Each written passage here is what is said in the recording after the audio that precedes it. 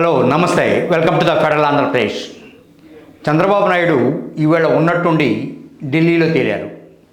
విషయం ఏంటని ఆరాధిస్తే ఆగస్టు 1న విశాఖపట్నం సమీపంలోని భోగాపురం విమానాశ్రయం ప్రారంభోత్సవానికి ప్రధానమంత్రి నరేంద్ర మోదీని ఆహ్వానించినట్టు తెలిసింది. అదే సమయంలో ఆయన పార్లమెంట్లో నరేంద్ర మోదీతో సుమారు 30 నిమిషాల పాటు భేటీ అయి భోగాపురం విమానాశ్రయంతో పాటు రాష్ట్రానికి సంబంధించిన అభివృద్ధి ప్రాజెక్టుల గురించి, వివిధ శాఖలతో సంప్రదించాల్సిన విషయాల గురించి ప్రధానమంత్రితో చర్చించి ఆగస్టు 1వ తారీఖు నాడు తప్పనిసరిగా భోగాపురం విమానాశ్రయం ప్రారంభోత్సవానికి రావాల్సిందిగా కోరినట్టు, అందుకు ప్రధానమంత్రి చాలా సుముఖంగా ఉన్నట్టు తెలిసింది. ఈ మరోపక్క ఇంకొక ఆసక్తికరమైన విషయం కూడా జరిగింది. అదేంటంటే భోగాపురం విమానాశ్రయం ఉన్న ప్రాంతం ఉన్న ఎంపీ కూడా పక్కన ఉండటంతో ఈయన కె అప్పలనాయుడు అని ఆయన పరిచయం చేసినప్పుడు ఆయన నాకెందుకు తెలియదు, ఆయన రోజు పార్లమెంటుకు సైకిల్ మీద వస్తారు కదా అని ఆయన ఒక చమత్కారం కూడా వేశారు. ఈ నేపథ్యంలో అసలు ఈ విమానాశ్రయం ఇప్పటిదాకా ఎందుకు వాయిదా పడతా వచ్చింది, ఇప్పుడు ఆగస్టు 1వ తారీఖు నాడు ఎందుకు ప్రారంభోత్సవం కాబోతుందో ఒకసారి చూద్దాం. భోగాపురం ఇంటర్నేషనల్ ఎయిర్పోర్ట్ నిర్మాణం ఒక కొలిక్కొచ్చింది. విశాఖపట్నం నుంచి భోగాపురానికి సుమారు 50 కిలోమీటర్ల దూరం.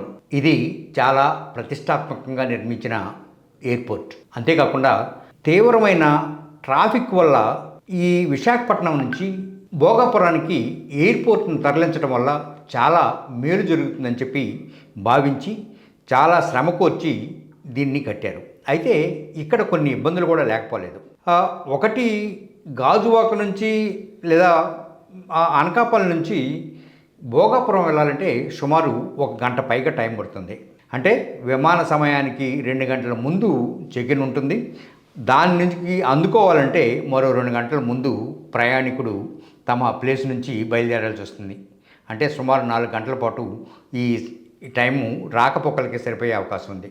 ఈ సమయాన్ని తగ్గించడం కోసం విశాఖ నగరం నుంచి వివిధ మార్గాల ద్వారా 7 కనెక్టివిటీ రోడ్లను చేపట్టారు. వీటిలో 2, 3 మినహా మిగతావి అసంపూర్తిగా ఉన్నట్టుగా తెలిసింది. వాటిని ఇప్పుడు పూర్తి చేశారని చెప్తున్నా ఇంకా చాలా పనులు జరుగుతూనే ఉన్నాయి. కనెక్టివిటీ రోడ్లు అందుబాటులోకి రాకుండా ఎయిర్పోర్టును ప్రారంభిస్తే ఎదురయ్యే ప్రతికూల పరిస్థితులను దృష్టిలో పెట్టుకుని ప్రారంభోత్సవాన్ని తాత్కాలికంగా వాయిదా వేశారన్న ప్రచారం కూడా జరిగింది. ఇలా దారి తెన్ను లేకుండా కొద్ది రోజులుగా భోగాపురం ఎయిర్పోర్టు అదిగో ప్రారంభం ఇదిగో ప్రారంభం అంటూ చెప్తున్న నేపథ్యంలో ఇప్పుడు నిజంగానే ఆగస్టు 1వ తారీఖు నాడు ఈ ఎయిర్పోర్ట్ ప్రారంభం కాబోతుంది. ఈ ఎయిర్పోర్ట్ ప్రారంభం కనుక అయితే ట్రాఫిక్ చాలా ఎక్కువగా పెరుగుతుందని కూడా అంచనా వేస్తున్నారు. విశాఖపట్నం నుంచి భోగాపురం పోవడానికి 50 నిమిషాలు, హైదరాబాదు చెన్నైకి పోవడానికి గంటన్నర, బెంగళూరుకి గంటన్నర, ఢిల్లీకి 2 గంటల సమయం పడుతుందని అంచనా వేస్తూ ఉన్నారు. అయితే ఏ రోడ్డు ఇప్పుడు దీని కనెక్టివిటీ రోడ్లకు సంబంధించి ఉన్న లెక్క ప్రకారంగా చిప్పాడు నుంచి దివీస్కి ఒక రోడ్డు, నేరేళ్ల వలస నుంచి కొత్త వలస వరకు వయా దొరతోట మీదుగా ఒక రోడ్డు, బోయపాలెం నుంచి మంగమూరిపేట దాకా ఒక రోడ్డు, గంభీరం నుంచి NH-16 మీదుగా ఒక రోడ్డు, పరదేశిపాలెం నుంచి గంభీరం వరకు ఒక రోడ్డు, శివశక్తి నగర్ నుంచి హరిత ప్రాజెక్టు మీదుగా ఒక రోడ్డు, అడవివరం నుంచి గొండిగూడెం హైవే మీదుగా ఒక రోడ్డు వేస్తున్నారు. ఇది చాలా సౌకర్యవంతంగా ఉంటుందనేది ఒక అంచనా ఉన్నప్పటికీ కూడా, అయితే దూరభారం దృష్ట్యా ఇప్పుడు కనెక్టివిటీ లేకపోవటం వల్ల ఎక్కువ భాగం ట్యాక్సీలకి వీటికే ఎక్కువ పే చేయాల్సిన అవసరం కూడా ఉన్న పరిస్థితి కనిపిస్తోంది.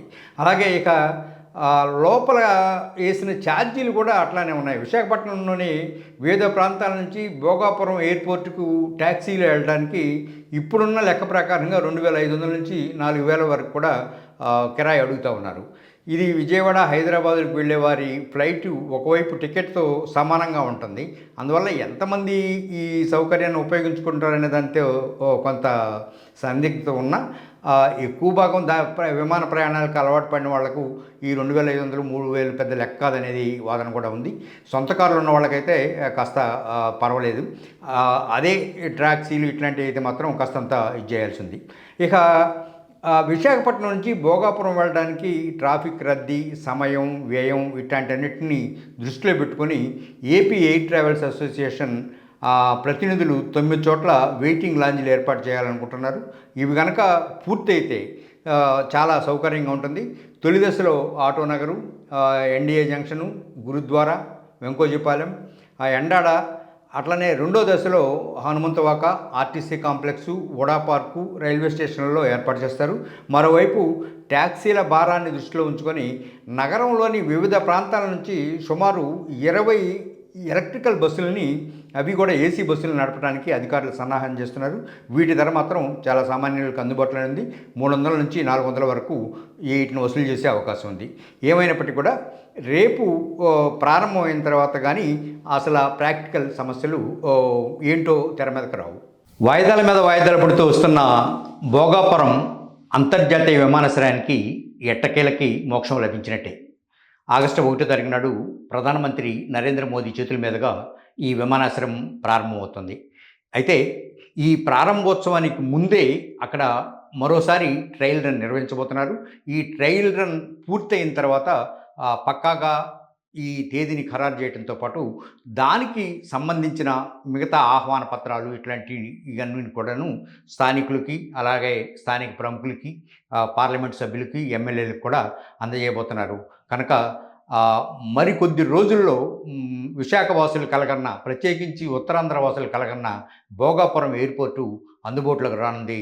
ఇది ఒక శుభవార్త.